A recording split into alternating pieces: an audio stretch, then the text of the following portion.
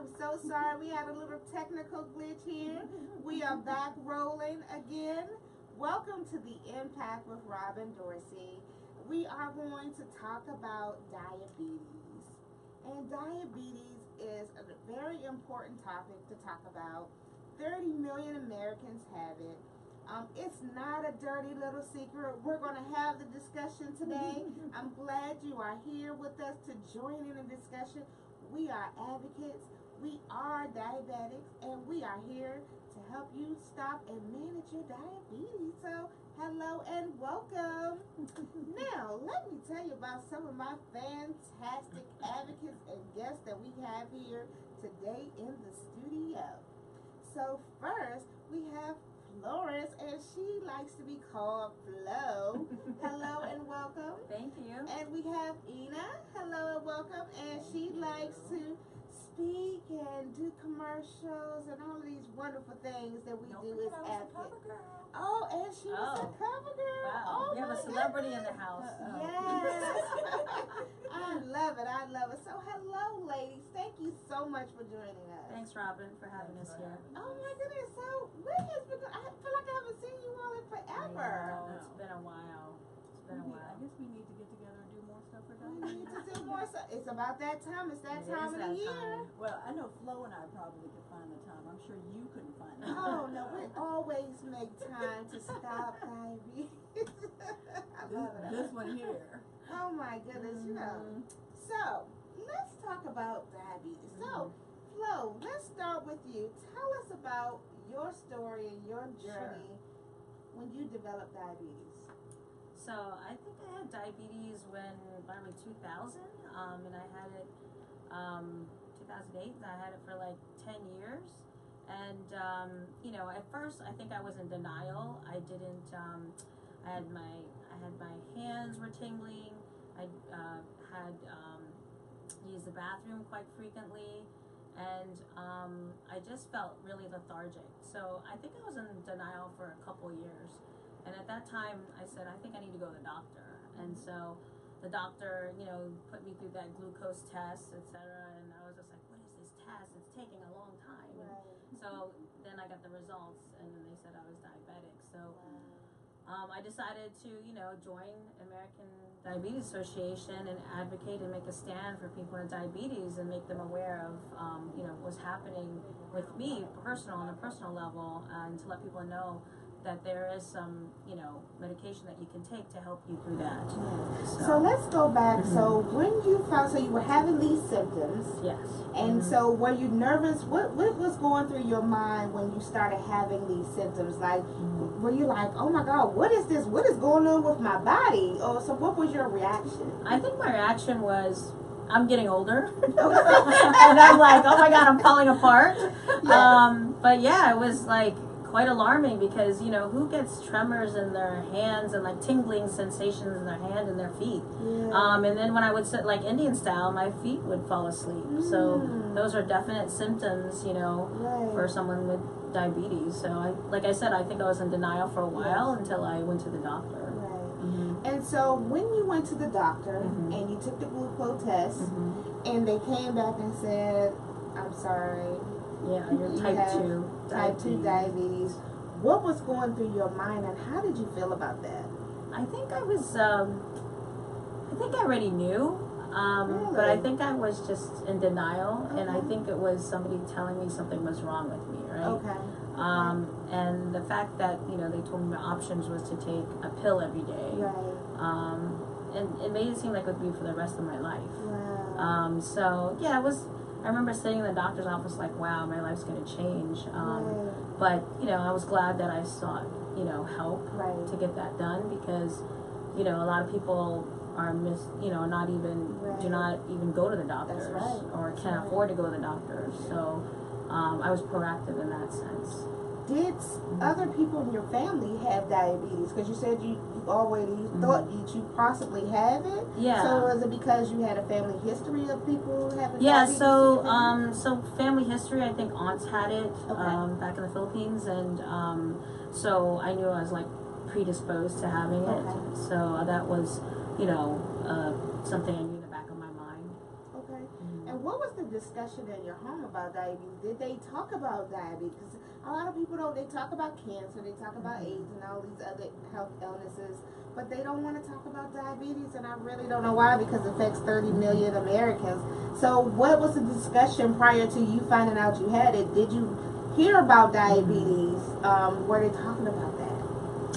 No, they actually weren't talking about it. I think at the time that I found out, I was living at home. I was living with my sister, and she was a nurse. Okay. So I think I, let her know, so she knew exactly, what I was experiencing. So she explained to me what was going on, and then I would read, obviously, online, and figure out what I needed to do. But once they provided, the medication that I took every day, it was a big difference. I mean, before that, my friends would say I would just fall asleep at the drop of a hat, because after you ate. Yeah, like different times I would just fall asleep, and so. But after I took that pill, it was like, I was like fine. Everything was regulated. Using the bathroom, not any more tingling in my hands whatsoever, and it was like a magic pill. Wow. Okay. So we're gonna come back about the advocacy part, but we're gonna ask Ina about her story, her journey when she first learned that you have diabetes. So let's talk about that. So my journey started about 15 years ago. I was aware that diabetes ran in my family, and again, it wasn't discussed. Right. I didn't really know what was going on. I saw family members that had amputations, and I heard about family members. Yeah, Wow. family members. As a young child, I saw amputations, and I was very disturbed, confused, and I didn't know what caused it. So, once I matured and I had a job and had insurance and I was getting a physical every year, so I would always say I've heard that diabetes runs in my family. I know it runs in my family. Most all the women in my family have it or get it later in life. So I got my physical when I was 35, I think, and my sugar level had been slightly elevated, just a couple points above what they call normal 120. Right. So the doctor finally said at 35, let's get it on the books. Let's officially diagnose you with diabetes type 2 and get you on some medication. So I'm thinking, okay, so now what does this mean? What do I have to do?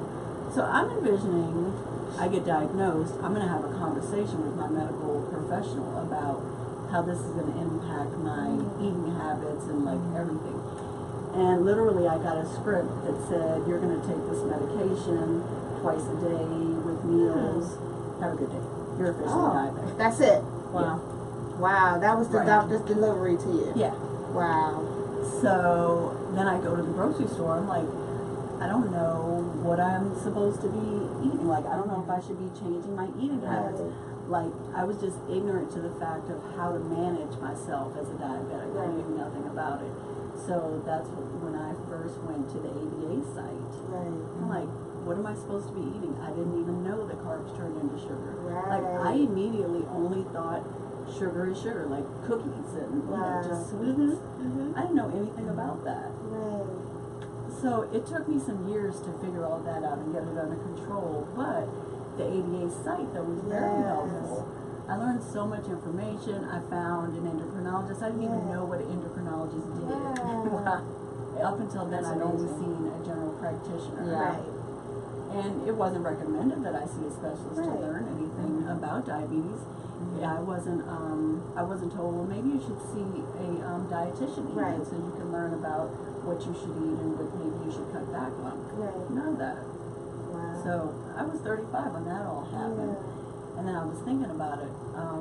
My mother had diabetes also growing up. Well, I heard about it. She had diabetes. She died at the age of 35. From the diabetes complications? Really? Wow, I'm sorry to hear that. So I walk out of the doctor's office with the script in my hand saying, you're going to take this medication. It's right around my birthday. I'm 35. And I think, my mother died at 35. A month or so after her 35th birthday. So that's why I was like, I need to learn about this. I need to learn how to manage it. So that's how the ADA came in my life. So let's go back. You said that several family members had amputations. So what was that like? So did you even know at that time, like, what do you mean you're going to have an amputation? I was really, really young. I was Okay. really small. Like I was like 4 years old. Wow. So it scared me. Like Yes. I didn't know what that Right, what that happened. meant, Yeah. right. Yeah. I could see the progression. Like I saw there was something wrong with the foot, with the Right. toes, with the leg, and then it went from one leg to the other, Wow. little by little, more and more. I've And I heard could that. see, you could Yeah. see the change. Right. But I literally was like 4 years old. I didn't Right. know what was So going you on. didn't know, understand. So what I was knew going on. when the elderly family member went to the hospital one day and then came back and didn't have a foot. Oh, I was wow. like, what the world? Right, Yeah. right. What I'm happened 4 then? years old. It Yeah. freaked me out. Right. I was like, Because everybody had their arms, Yeah. legs, and their limbs, Yeah, you know, yeah. growing up. That's right. the first time I'd ever seen anything like that, Wow. like up close and personal. Wow. So years later, I find out complications related to poor diabetes management. Wow. Yeah. And Flo, how old were you when you were diagnosed? Gosh, it was probably 30 or something. Okay. Yeah. Wow. So General yeah. age range. Yeah. What about Exactly. you? And so for all of the people who don't know my story, so I guess I have to share my story too. So I became a diabetic. So let's go back. So I was pregnant with my son, and they did the glucose test that they do for all pregnant individuals. And when they came back with the test, so I do have a family history of diabetes. My mother had it, my siblings had it, my nieces have it, my grandparents have it. So I did have a family disposition of having diabetes. But at that time, when I was pregnant with my son, I was 29. I didn't have diabetes at that time. But when I became pregnant with my son and they did the glucose test, they said, well, your levels came back very high. It didn't go down as it would in a normal person. And they said, so you have gestational diabetes. And I'm like, oh my God, what is that? Gestational diabetes. So they said, well, gestational diabetes is a diabetic person that gets diabetes when they're pregnant. They said, but most times, once the baby is born, that the diabetes go away. And I was like, oh, okay. I did have to take insulin through my whole pregnancy because you couldn't take the pills, the metformin. So I took insulin through the whole pregnancy to manage the diabetes for me and my son. And so, so that was a shock all of. So you had all of this going on. I'm pregnant. I have gestational diabetes. I have to take insulin. So it was all like a shock all at once, all at one time to have to process. And then you have all these hormonal issues going on and other changes that you have to deal with. So that was a little chaotic for me. But what happened after that, so once my son was born, because the doctor said, you know, you have gestational diabetes, and once the baby is born, it's going to go away. So, okay, I believe you. I heard you. Yes. So I'm holding you to your word. So So it will once I happen. had my son, you know, I It'll said, disappear. it was like, well, the diabetes didn't go away, so now you're type 2 diabetic. I said, well, no, that's not what you told me. Like, I am not hearing anything that you're saying to me right now, because you said what you told me was once this baby was gone, came out, and was born, that it would go away. And it did not. What do you mean it didn't go away? What do you mean that now I'm a type 2 diabetic? I was not hearing that, receiving that, accepting any of that. So I wasn't listening to that doctor. I was like, you said it was going to go away. It just haven't happened right now. So we're going to go with that. Right. We're going to go with that. And I'm not going to receive that. I'm not even going to put that into my mind or my spirit, whatever, doctor. So a couple of months later, he's still saying the same thing. And I was just like, yeah, I'm still not listening. Yeah, still hasn't went away. Okay, whatever. So what I learned, though, was that as a diabetic, a person living with diabetes, I learned that you go through 3 different stages. So the first stage is denial. For me, it was because you told me mine was gestational and it was going to go away. Hello, go away. And so it didn't go away. So once you're telling me now I'm a type 2 diabetic, that it didn't go away, and now I'm this diabetic, so now I have a disease. I'm like, oh my God, are you kidding me? You know, I'm going to die. So I mean, all these things and emotions and reactions goes through your mind and your body when you're going through this, and it's a lot to deal with and to process. So, but I was in denial. So again, even though I hear him saying this to me, and I'm still not receiving it, so I was in denial for about 2 years. I was no. This is what you're telling me. I hear you, but I'm still not believing that or receiving that. So then, when I realized though that, okay, 2 years has went past and it has not gone away, okay, so maybe I am a diabetic. Oh my God, I have to deal with this. I have to change my eating habits. I have to exercise. Yes, and a toddler. Like, what am I going to do? Right. And then I was like, so then I got depressed. So the second stage for me was depression, because now I realized that, okay, I do have this disease. It's not going away. What am I going to do? So then I just shut down completely, and I'm just like, well, I'm not going to do anything. I'm not going to deal with this. I hear you. I heard you. It's okay. I have this, but I'm not going to deal with it. So then you go through that emotion. Yeah. You know, some people go, and I tell people that sometimes you may not get out of any of these different stages depending on when you develop. I was 29, you was 30, and you was 35. So getting it later on in life, you're older, you're set in your ways, so it's much harder than when you get it a little bit younger, because I can do that, okay, I'll make that slight adjustment. But when you're older, you have just so much things going on, and you're not kind of willing to make those changes initially. But then I realized that I have this son, this amazing kid who, is looking at me. He needs me. I'm like, oh my God, I got to be around for this little kid. I mean, what am I going to do? So then that's when I started, well, let's find out, because, although many people in my family had diabetes, really nobody was really talking about it, because they was like, oh, I don't want to talk about that. Yeah, I have this disease, diabetes, but we're not talking about That's one of the biggest issues now. Yeah. The lack of the conversation. But they talk about cancer, and they talk about AIDS, and they talk about Alzheimer's, and all these other things. Well, why aren't we talking about diabetes? I just don't understand that. 30 million people have it, so we have 30 million people in this world who have it, but we don't want to talk about it. Why is that? I just don't understand why. That's my biggest question about that, is why. And so then, like, the third step was for me was acceptance, because once I realized that I could not stay in the depression or denial, I couldn't stay in the depression, that I had to do something, because now I have to make a difference, because somebody is depending on me. My child needs me. So now in this acceptance stage, I started to research and figure out, okay, what is diabetes? What do I need to do? So that's when I found diabetes.org, just like you wonderful ladies did too. And I was like, oh my God, they have meal plans, they have plate portions, they have this, they have a whole community, and people are talking about diabetes on this site, and they have walks, and they have all of this. This site is amazing, diabetes.org. And then I started, so because you're like a sponge. Sometimes when you find out stuff that you really want to know about, you're a sponge. So you're absorbing all of this stuff, and then you really want to know. So I'm clicking on this chat room about diabetes, and I'm talking and interacting. And then I started going to all these walks and things. And at first, these 5K walks, I'm like, I can't do no 5K walk, because at that time I wasn't really exercising and stuff like that. So I'm like, I can't do that. And the first walk, I probably only did half of the walk. But then after that, every walk after, I started building up the resistance, and I can do the full, That's how we met. Yes, that's how we all met, doing the walks. It's just so important to, really be able to find a resource that can help, because we all individually, independently found this resource, and we're like, oh, they do have something that's going to help us. We're not alone. You are not alone. 30 million Americans suffer from and it's diabetes. actually going up. That number is actually going up.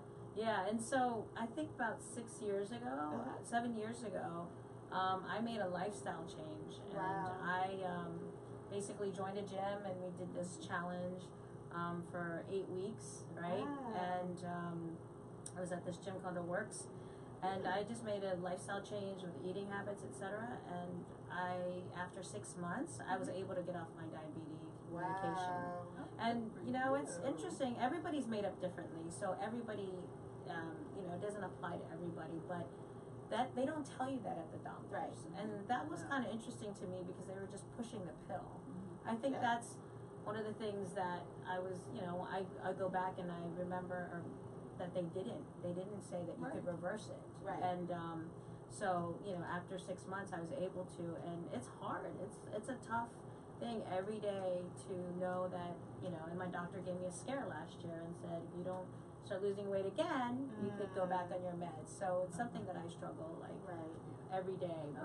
But thank God for American Diabetes Association. Thank God for these guys that were able to be part of the annual walk movement.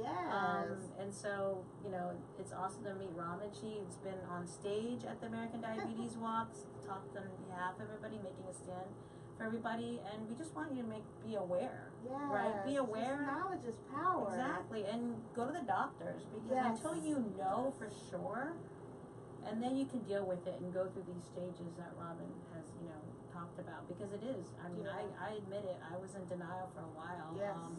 Thought it was just getting older. Denial is real, and some people don't make it out of the denial stage.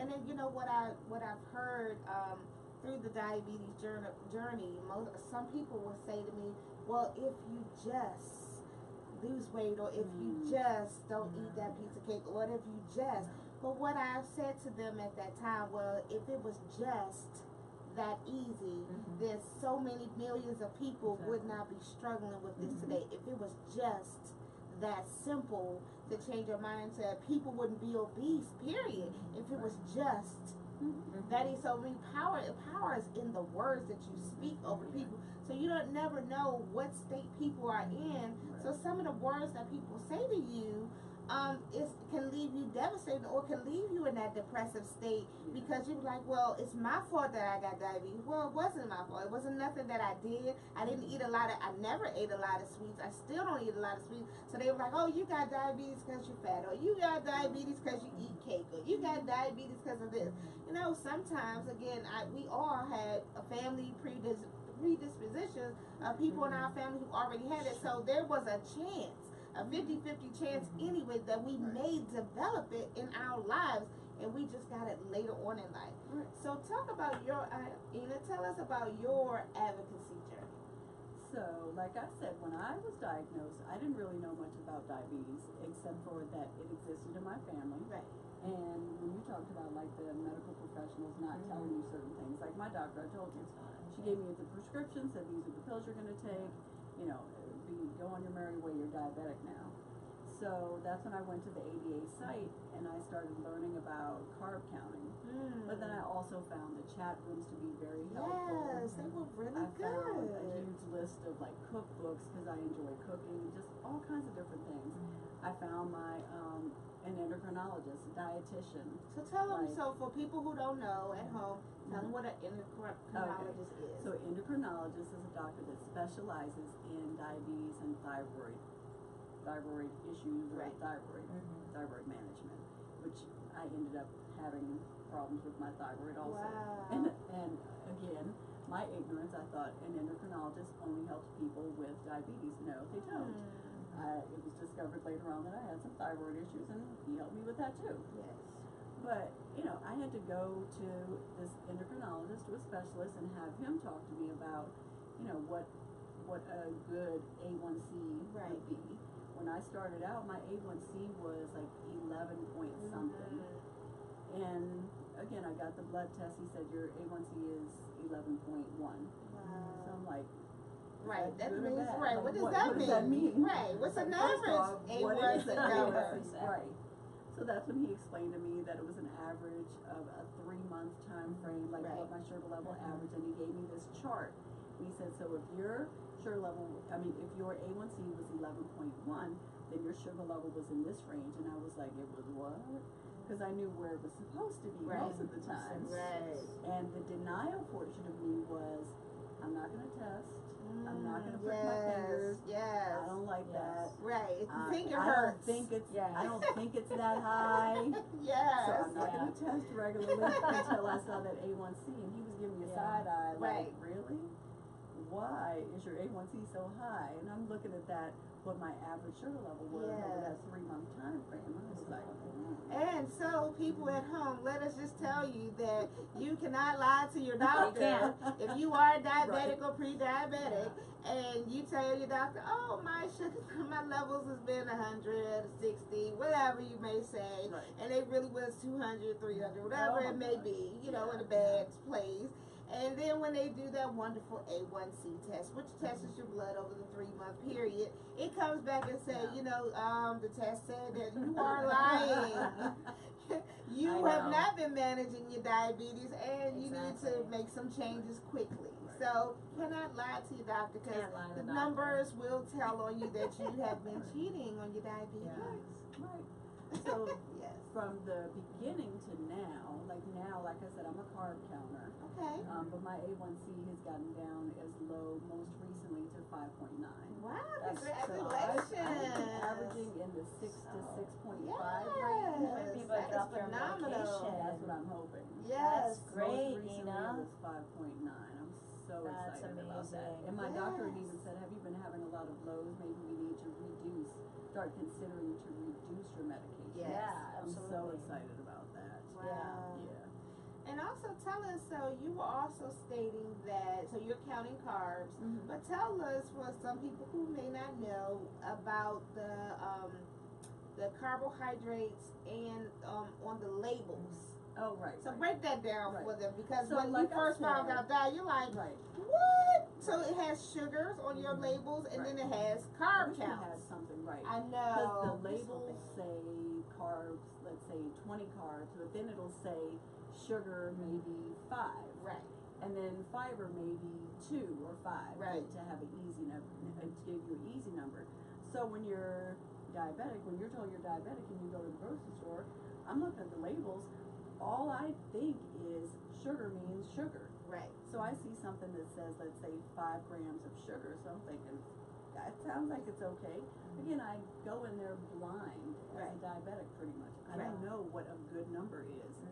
So I don't know that really I should be counting every single carb. Yes. Absolutely. Because most of the time, especially on these soup cans, so the sodium levels is like 800 milligrams, and then the carb levels, and then on some of these healthy juices, like the naked juice and some of these other juices, have like 78 grams of carbohydrates. That is straight sugar. We cannot drink. You're only supposed to have 15 carbs per meal. Right? In some cases, Per meal. So if you're drinking this juice that has 78 grams, you drunk your carbs for the whole day for that day, because you only have 45 carbs per day. So for that day, plus the half for the next day, without even eating your food. So you are already well over, and that is not going to sustain you for the whole day and for a whole another couple of meals. So we just have to be more carb conscious now, because you have to make better decisions. We're not saying that you cannot have a slice of pizza or have a slice of cake, but everything now, being a diabetic and knowing, is about moderation. You can have a slice of pizza, but you can't have a whole pizza. You can't have 2 or 3 slices of pizza. You can't have a whole cake. You can have a small slice of cake, but you also can't eat that stuff every day. So people's like, oh, especially since you become an advocate and stuff, they be like, oh, you're eating cake? You're not supposed to have that. Don't start me on that. I mean, like, wait a minute. I am also human. We are human. We are people too. We fall short sometimes, just like everybody else. We are human. I have lows and I have highs with my sugar levels as well. I am not perfect by far. Sometimes I don't want to, work out or do things that I need to do. But I know that when I don't, my numbers and my level, my energy and everything is affected later. So if you don't pay for it now, you will pay for it later. But people just have these conceived notions. It's like nails on a chalkboard. Yes. Now, I was somewhere with a table of friends and a +1 of somebody. I see them whispering to the mutual friend that we have, and I said, "What's the problem? Are you gonna eat a cookie? Aren't you diabetic?" I'm like, I'm diabetic. I'm not dead. Yes. I can eat anything in moderation. Yes, in moderation. Everything's in moderation. People fail to realize. You get the side eye if somebody knows you're diabetic and an advocate. Oh yeah. Oh my God. Oh no. Oh, you're representing them and you're still fat. Oh no. Oh, and you're eating a piece of cake. Well, I'm not eating half the cake. Good God. What have you experienced being an advocate? So our faces out there. We're on these branding things, and we're at the walk. We're talking about diabetes, And then what have you experienced from your family, friends, or strangers who like, yeah, oh, I saw you eat that candy. What have you experienced? I've experienced my mom when I go home. Oh, your mom. Yeah, my mom. Who's also a diabetic. Yes. So what what's has the she secret said? now? What has mom said to you? Mama said, you know, she can tell when I've gained weight, and she tells me to slow down. And yet she has like all these fruits and mangoes, etc. in her house, and sweets, you know, for her and my dad. So it's very hard, you know, to go to that, you know, place where, you know, they're obviously looking at you closely, and, you know, obviously your mom's your biggest, you know, critic, and can tell when you gain weight. Yes. Yeah, she'll be like, you need to reduce. So this is a Filipino thing, and if you're Filipino, you know that, right? You go home or you see your relatives, and they'll be like, you kind of gained a little weight there. Right. They're not shy about telling you that. No, they're not. But you just gotta have thick skin. You just gotta know that you're doing it in moderation, and I think we are human. Yeah, we're human, but we're I think doing the best we can do too. People think you can just eat as much fruit as you want, and that's a lie as well. And fruit have a lot of sugars fruit too. Fruit has the most sugar. But it's healthier than drinking juices. It is. But it has a lot of sugar. So you can't eat a large banana. You can have a small banana. Yeah. But that's 15. That's your 15 carbs right there. So you just make different choices when you know that. Okay, if I eat this banana looks good. It tastes good. I really want this banana. But if I eat this banana, I'm not going to be able to have my oatmeal or whatever it is, whatever else that you wanted, because that banana is that's your carb meal. You know, that's it. So like, okay, so you make different choices and decisions. Yeah. I think what's interesting is that I've done the walk for 10 years, and I think Robin and Nina have done it maybe longer. It's about the same time. But at the same time now. Well, it's interesting that the folks that actually do have diabetes, a lot of them don't show up for, you know, the annual step out walk, and it's interesting when you ask them, or they have a lot of family members, you know, do that. I think you just need to just jump in and just embrace the fact that, you know, and get help, and know that ADA has a lot of resources, a lot of support, and, you know, it's a time when we all can come together, because, you know, what is their motto? Care, cure, and commitment. Yes. And we all just need to come together and know that, you know, they're making a difference. You know, they do a lot of advocacy work on behalf of diabetics.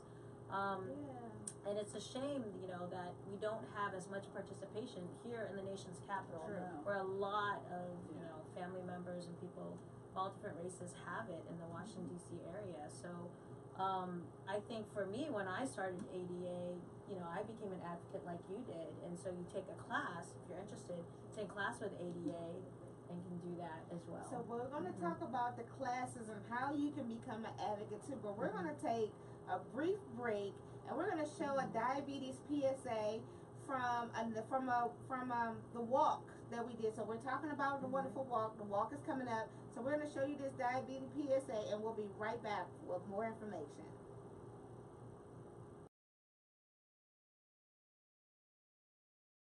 My name is Robin Dorsey. I'm an American Diabetes Wellness Ambassador and type 2 diabetic. I'm also a Red Strider. A Red Strider is a person living with diabetes. I want to tell you that you are not alone. There are 29 million Americans that suffer from diabetes. My name is Sumaray, and I'm here to stop diabetes. I'm Major McKinley Lewis. I'm a type 2 diabetic. You are not alone. Stop diabetes. My name is Isaac Clayton, Fort Washington, Maryland alumni chapter of Kappa Alpha Psi Fraternity Incorporated. I have type 2 diabetes, and you are not alone. My name is Tornia. I have type 2 diabetes. You are not alone. We're not alone, so let's stop diabetes. Miss Russell, I'm a type 2 diabetic, and I'm walking so you don't have to stop diabetes. I'm a type 2 diabetic. Help stop diabetes. I'm Rick Doc Walker, former Super Bowl champion with the Burgundy and Gold. And I'm here to help stop diabetes. Stop diabetes! Stop diabetes! Fort Washington Capital, stop diabetes! Stop diabetes! Stop diabetes! We are the Q's, stop diabetes! Team Fit Better, stop diabetes. MJ All-Stars, stop diabetes! Stop diabetes! Ebony Wings, stop diabetes!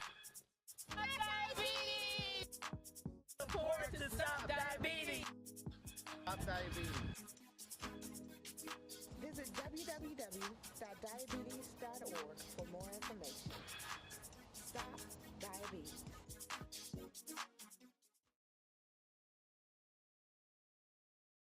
Welcome back. Thank you again for joining the Impact with Robin, Dorsey, and Flo and Ina.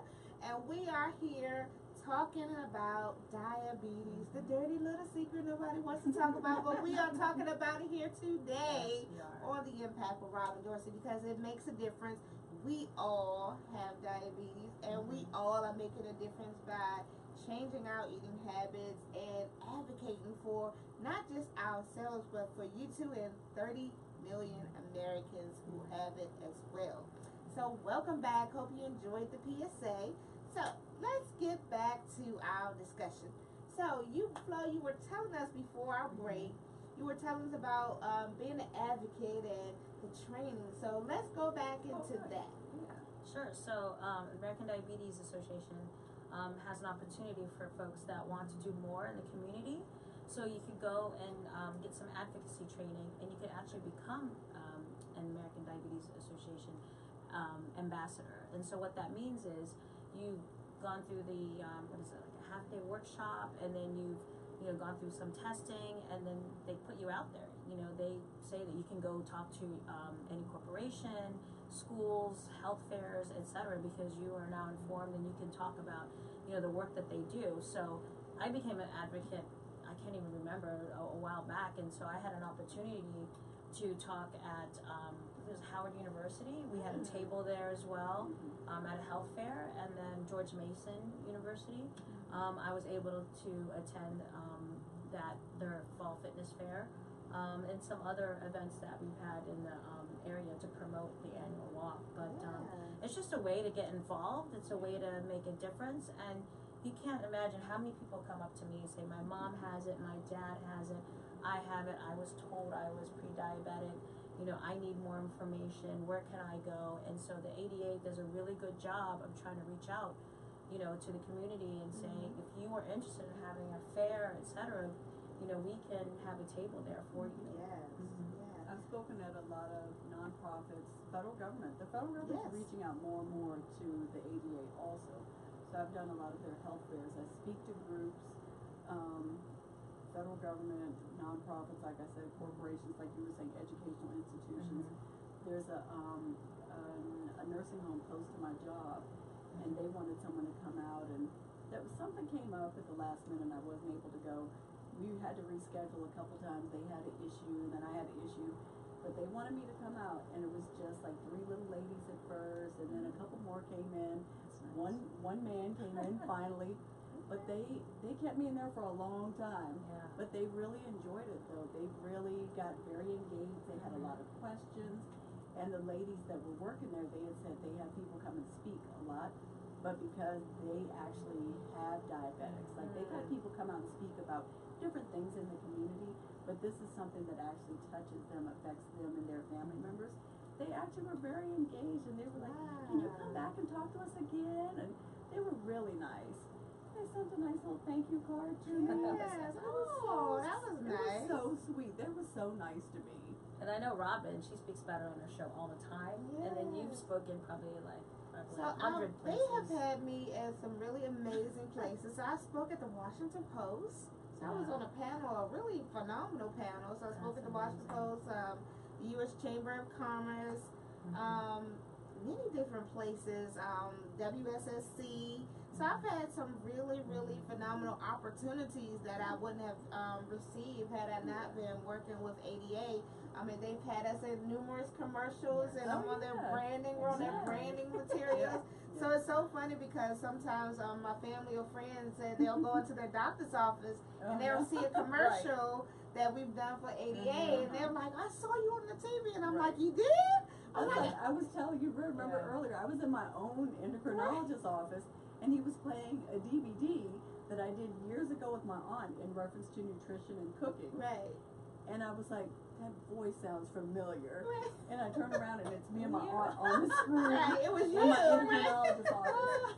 And he comes out to call me to come back, and then he looks at me, He's like, that lady looks like you. I'm like, that is me. It's so funny. Yeah, I've seen my amazing. I've seen me and my team on pamphlets, and they mail it out to us, and they're like, "Hey, did they get permission?" Yes, we had to sign waivers. Right. It's like, we should get paid for this.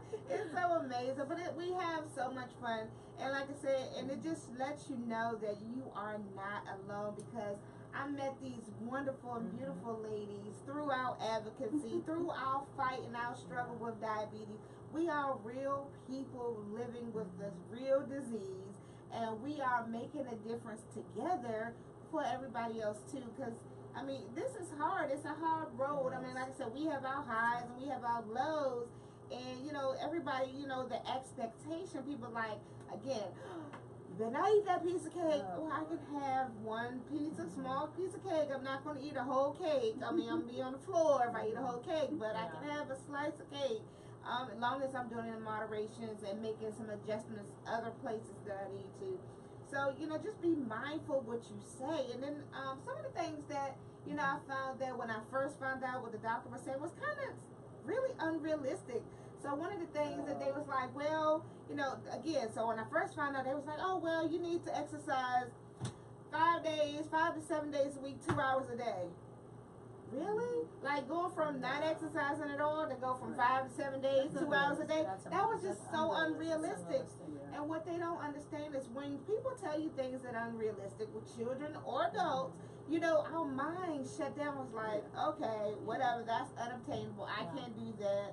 I'm not one of those people that, you know, can do 2 hours in the gym. You know, now I can, but back then I could not. So I was just like, okay, well, I can't do that. So now you just almost set me up for failure, because already in my mind I'm defeated, because I know that, you know, I couldn't do that.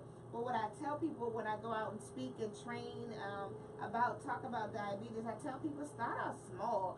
You know, start out with walking in front of your TV, watching your favorite shows for 15 minutes, walking in place. You don't need any exercise equipment right there doing that. You don't need gym membership. You're just doing something so simple as just walking in place for 15 minutes. They want you to have at least 30 minutes a day of exercise. So 15 minutes at a time, and it don't have to be all at the same time. You can spread it out throughout the day, but if they have, you know, sometimes the medical professionals, they want to scare you straight into the fix. But that does not work for everybody. You know, that may deter some people. So, you know, realistic stuff. So, like, that did not work for me. The scaring me straight at that time did not work for me. But when I realized that I can start with baby steps, with walking in place, you know, that is what's worked for me. Did you tell your doctor that's not going to I didn't, because I shut down. You know what I'm saying? Because now I'm in that denial and the depression state. So now you just tell me something that I can't do.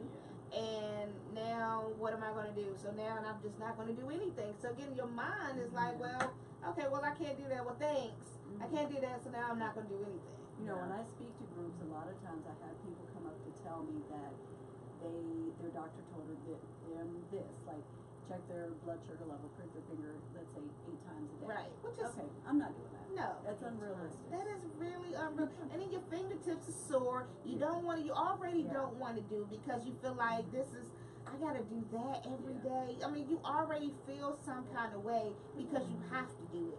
And then for somebody to tell you 8 times a day, it's just very unrealistic. Like, and if you work or go to school, who has time to prick themselves 8 times a day? I can see how you would shut down, because you know, like you said, it's baby steps, and it's just starting a slow program, because I mean, you just can't say jump in right away, and your body is like going to be like, you know, you might hurt yourself doing all that type of work initially. I have to tell people, because I've told people before, then you need to tell your doctor or nurse, whoever it is, that doesn't work for you, and are there other options? You know, are there alternatives? Can we discuss this together?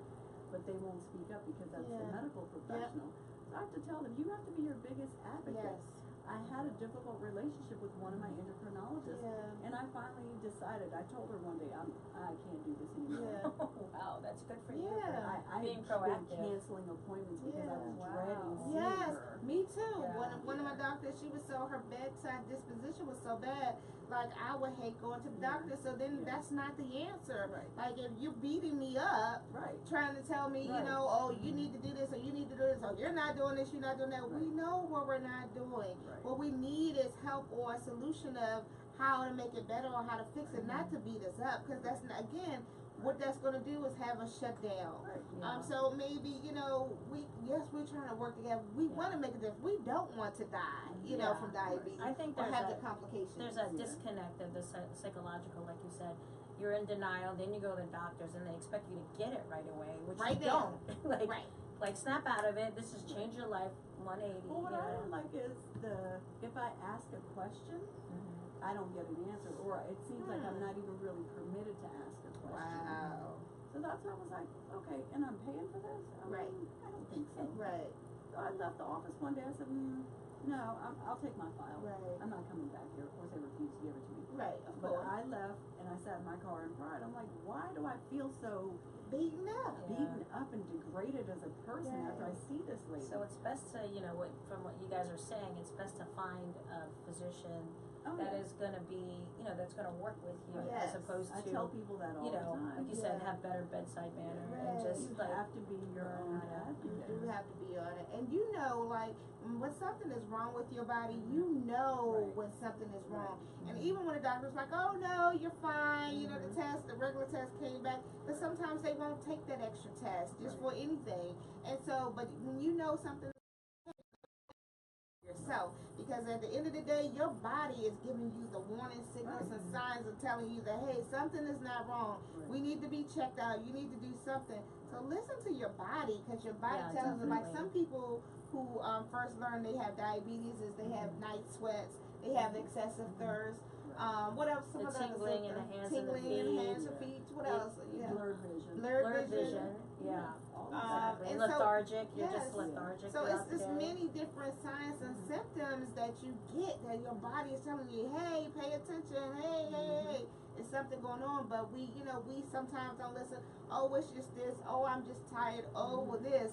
But when you get it, especially more than one time, go to the doctor. Go to the doctor, because as a diabetic, that is so important, especially if you have an injury to your foot or to your hands or wherever. It takes diabetics so much longer to heal than an average person. So when you see that, you know, you may have hit your arm or your foot or had a cut or something, and it's lingering on for more than 3 or 4 days, and it's still hurting like as if it was yesterday, go to the doctor, because some of the problems, the issues is amputations, like we said. And who wants to get any body part or limbs amputated when it's something that we could have prevented had we just went to the doctor to just get it checked out. Yeah, and I think what's interesting, one of my friends is a doctor, and he does fit people for prosthesis, you know, etc. And he actually said to me, and this is kind of telling of what's happening right now, is that diabetes keeps him in business. And I was like, that's really, really sad that as a doctor that you're telling me this, because I'm here like being preventative, and then you have people that, you know, need, you know, prosthesis for all different limbs of their body, and I'm like, how can we reverse that, right? And how can we change that? So I know, right? But he was being truthful about it. He said motorcycles and people with diabetes keeps them in business. And then ADA has a stat that 1 in 11 Americans have diabetes. So if you're in a room full of 50 people, how many people, you know, have diabetes in that room, right? I've never spoken to a group where, when I ask people, you know, if they're comfortable, raise their hand if they themselves are diabetic. I've never spoken anywhere where there hasn't been, you know, at least one person. One that would admit it, right? And I've had people to say that after we've done our diabetes education or workshops, and they'll come back and say, you know, before you spoke to us, we didn't want to share our stories, or we didn't want to make any changes in our lifestyle, but just from you sharing with us has made a difference in our lives and made us want to make some changes, and that the things that you're sharing with us, we're going through that same thing. Like, again, you can identify because you are not alone, you know, and so you hear the stories and you can relate because you're going through that, and it's something that, you know, we're real people, so you can see us, you can talk to us, you can feel us, you can touch us, and so you know, like, oh, well, you know what, if they did it, so can I, you know what I'm saying? Everyday people. We're everyday people. People tell me all the time. You're everyday person. Yes. that I can Yeah. relate to. Yeah. You know, you have a job, you go to work, you live your life. Right. You're not a medical professional. Not at all. You're not someone that has necessarily, you know, gotten a degree and specialized in this. Right. You're an everyday person, so they Everyday can relate person. to you Yeah. more. They can relate easier. Yeah, and I think because we come from a place where we know, Yeah. you know, where they've been, what Oh, they're yeah. experiencing, what they're Exactly. feeling, and it's kind of like we're safe, right? Yeah. And, you know, I'm okay. I mean, I just want to love on people and just Yes, say, hey, you know, yes. go to the doctor Yeah. and just, you know, we're making a stand for everybody that has diabetes, and we Yeah. want everybody to just be involved in the work that ADA does. So I think the walk is what, September the 22nd. 22nd? Yes, at the It's a Washington Saturday. Monument. Yes. Starts at 8. Check-in is at 8:00 a.m. And you should join the Impact with Robin Dorsey team. Here we go. But wait. Oh wait, no. wait. Hustle and Flow is Oh, wait, another wait. team. Hold on, she's trying to take my people. Okay. Wait a And minute. I'm The not Impact with talking. Robin Dorsey. We should have a challenge. Oh. Who's gonna bring the most people We know on who their will team? win this thing right Yeah, now. All my we wonderful know. fans, friends, Right, supporters, you know. they're listening Right, We to know. us. Right. Yes. Hustle and Flow team is gonna bring it. And I'm out of town this year. Yes. So we're gonna take Ina's Ina, people. can you tell us what a red strider is? Because a lot of people don't know what a red strider is. Remind me what A red strider is a type 1, type 2, gestational, pre-diabetic. All people living with diabetes. That's So what we I was are like, all in this not fight just the together. supporters, right? But just Right. everybody. That's everybody. So the if you entire register okay. for the walk and it asks, are you a red strider? If you have Right. diabetes, you are a red strider. Right. You are a person living with diabetes. We are all type 1, pre-diabetes, type 2, gestational. We are all in this together. It's like, oh, you One have big type happy 1. family. Oh, you Yeah. have type 2. No, we all have the same disease. We can all die from this disease. Right. We can all, you know, make some adjustments or have Right. amputations from this disease. So, we are all in this together. Definitely. Yeah, wow. I I like know. this. I like know. this. We Let's talking start the about- walk now. yes, Start yes. I recruiting. love it. Yeah, To we're start starting your recruiting challenge. Yes, now. because she thinks she's gonna be our team. Do you know what Hustle we and bring? flow, hustle and Hustle and flow. Flow or I the know. Impact with Robin Dorsey. I think y'all should walk with me. You know, we're gonna see her at the walk. And at this year's walk, I believe I am supposed to be the walk MC. So you Oh, get to nice. hear me talk some more trash about her. I'm so sorry. It's We all won't love. go It's there. all love. We all are red Yeah, striders, and I love her. I love her. But they also says that 21 seconds. Someone in the U.S. is diagnosed with diabetes every 21 That's seconds. crazy. 21 seconds. So the time that it Right, took us right. just to sit here and just in 1 minute, so this what Three people. three people in 60 seconds? Oh Yeah. my goodness. Yep. So this thing about diabetes is real. We need to talk about it. It is serious. Many people have it. Many people in your family have it, but they don't want to talk about it. But we have to talk about it. Now, what most doctors don't do, if you don't have diabetes, but you still have a family history of it, when you go to the doctor, get your regular physical, ask them to do an A1C test. That again tests your blood sugars over a 3-month course of time, and it will tell your doctor if you are or are not or close on the borderline to becoming a diabetic, because knowing is better than not knowing. So ask for the test. You know, they don't want, you know, we don't ask for stuff that we need, but this is so important because 31 million people have it. And then they said that there's 1 in 7 people, I believe, or it might have changed. That was 2 years ago statistic. So 1 in 7 2 years ago had diabetes but did not know it because they haven't been diagnosed. Undiagnosed. So this is serious. That's a larger people. number, actually. Yeah, so I'm sure that number has gone up quite a bit since then. So this is serious. Let's talk about that. There are many celebrities: Sherry Shepherd, Anthony Anderson, Rich Dollars, quite a few celebrities that also have it, and they're advocates for American Diabetes Association as well. So you are not alone. We are here with you. If you need to talk to us, if you have some questions with us, where can people get a hold of you, Flo? If somebody want to talk to Flo and join your team opposed to the Impact with Robin Dorsey team, where can they get a hold of you? They can go to www.diabetes.org/step out walk, and then look for my team, Hustle and Flow. Hustle and Flow, or the Impact of Hustle Robin and Dorsey. Flow. But she's also on Instagram too. Yes. So you can talk about your Instagram. My Instagram is Florsum, FLORSUM. And so yesterday I was actually with the ADA and promoting the walk right on the monument with some of their, development groups. So they'll be posting that next week on their channel. So, I love the ADA. They're just amazing. They're amazing at what they do. Yes. It's a good cause. And Ina, yes, sorry, tell us. I'm sorry, I do that all the time. I've known her for over, 8-9 years now? And I always do this. I'm so sorry. So tell us, can you give us 2 or 3 memorable things that you've said since you've become an advocate? Give us 3 things that, could help someone else.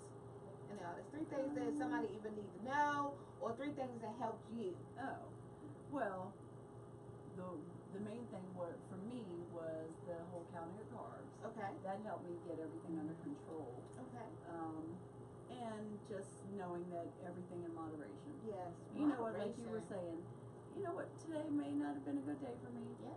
Maybe I decided to have a little more than 1 cookie, but I'm still living. Tomorrow I'm going to live to see another day. That's right. That's right. I love it. I was diagnosed at 35. My mother died at 35. Wow. I'm way ahead of the game now. That's right. Look at God. Look at God. Yes. I'm way ahead of it now. So my biggest thing was with being an ambassador is telling my story. Can you go here? Can you go there? Can you speak? I'm all about it. That's right. That's so organizations, nonprofits, educational institutions need to know if you want a diabetic advocate to come out, go to diabetes.org and sign up, and they will send one of us. Yeah, you might see we will bring some materials and share our stories too. So have all your congregations, businesses, whatever you need, community affairs. Yes, we do diabetes educations and things like that. And we volunteer. Yes, Strictly and we volunteer. volunteer. It's free. Yeah, you just gotta call us. Call us. And what about you, Flo? What are some things that you can help share with them that made a difference in your life as far as advocacy or being a diabetic that you can share with us? So advocacy, just being part of American Diabetes Association, and like I said, attending those health fairs, etc. Those were amazing. People reached out to me. I gave them a lot of information, and it was nice to see that the younger generation is being more proactive. It's just amazing, especially in the schools, like Howard University and George Mason. People are coming on behalf of their families because they wanted to make a difference, and I think that's first and foremost, really helpful, for anybody, that their family takes a stand for them. Not only that we are there to help them, but their family is there, wants to make a difference, and it's really hard and really tough on them because it does affect their lifestyle. Some of the parents can't even run around with their kids and just play with them, or they're just not in a condition to take them out or do anything kind of activities with them. So kids don't understand that. no, it's very disheartening to hear that, but it's good to see that the younger generation is taking action, seeking us out and getting the information. And while it might not happen immediately, at least they're aware and the signs. And one of the big signs of diabetes is that you get irritated, you get cranky. So if you notice that type of behavior within family members, that's another huge sign that people don't realize. We have our moment. Yes. I love it, and I think for me, it's like you said, being realistic about it, and not having too much over expectations of what you can and cannot do. There are changes that you have to make, absolutely. You do have to incorporate exercise, because when you exercise and take your medicine, it's a big difference than some of the things. Oh, it makes a big difference. So I mean, it does make a difference. But being realistic, if you know that you can't do an hour, 2 hours in the gym, 15 minutes in the morning, 15 minutes in the afternoon, do your 30 minutes. The American Heart Association recommends at least 30 minutes a day, every day. So if you do 30 minutes, 15 minutes in the morning, 15 minutes out, break it up. Make it attainable to you.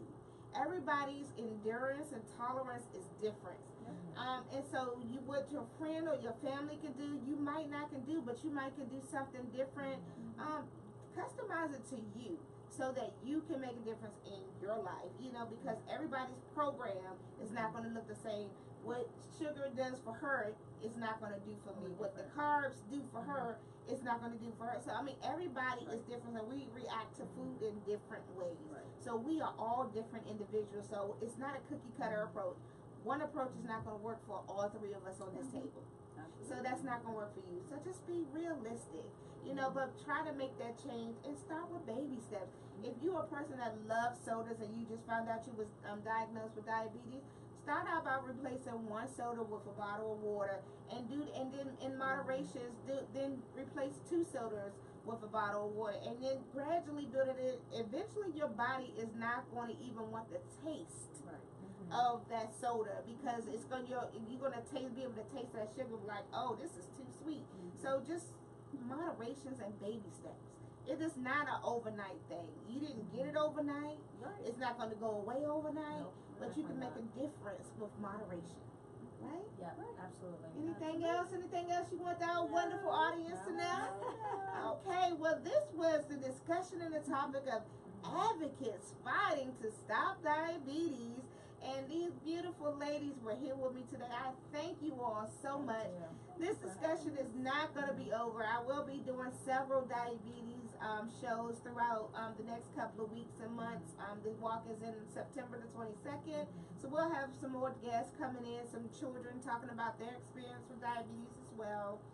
Because again, this is a topic and discussion that we need to have, and we're going to have it, because this is the impact of Robin Dorsey.